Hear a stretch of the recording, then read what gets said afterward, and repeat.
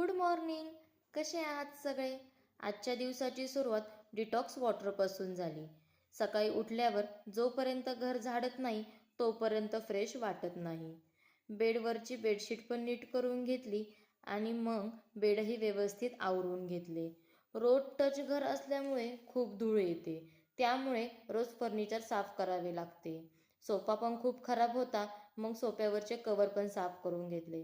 पण ठीक आहे, कामात कसा दिवस जातो समजत नाही. आम्ही ह्याचे नाव टॉमी ठेवले आहे. काम करत असताना ह्याचे नेहमीचेच झाले आहे.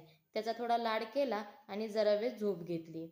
झोपेतून उठल्यावर नेहमीचा प्रश्न पडलेला असतो, संध्याकाळी जेवणात काय बनवायचे. खूप वेळ विचार केला, मग ठरलं की मसूरची भाजी बनवायची. जेवण बनवताना आपण जो विचार करतो तोच भाव अन्नात उतरतो, म्हणून मी जेवण बनवताना देवाची गाणी लावते. म्हणून जेवण रुचकर आणि आरोग्यासाठी चांगले बनते. आज खूप पाऊस झाला होता, म्हणून आमच्या घरी एक नवीन पाहुणा आला होता. कसा वाटला ब्लॉग नक्की कमेंट करून सांगा.